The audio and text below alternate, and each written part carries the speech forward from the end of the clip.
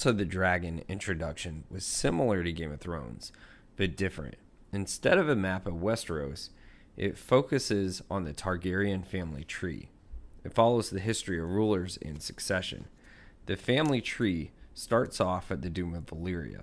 Then, the Targaryen rule over Westeros, and the first sigil symbolizes Aegon the Conqueror, who united the kingdom of Westeros. Following, Aegon's sigil sinks into blood. The sigils that were submerged into blood symbolize dead Targaryens. If a sigil is not fully submerged, then the person is still living. Following the blood, it flows down the sigil of Aegon's queen's sisters, Visenya and Rhaenys. The next sigil shown is Aenys the First. If you look closely, you can also see the blood flow down to Maegor the Cruel. Next, the blood flows to Jaehaerys Targaryen, who we see in episode 1 that passed away. Next to Jaehaerys is Alysanne that produced for him 9 children, which shows with trails of blood.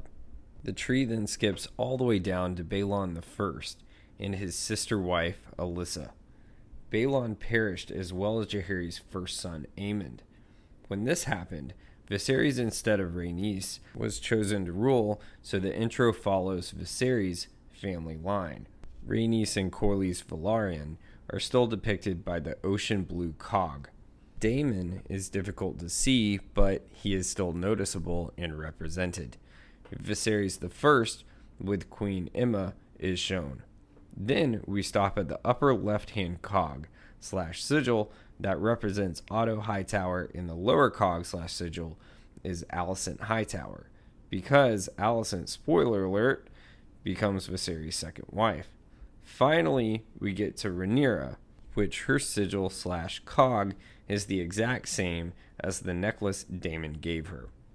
If you'd like to know more about Game of Thrones, House of the Dragon, Harry Potter, or other fantasy fiction franchises like Lord of the Rings, subscribe to Chase and Josh Factor Fantasy Podcast. The link is in the bio. Or you can subscribe to Ridiculous Patronus on YouTube. Thank you, everyone. Have a magical week.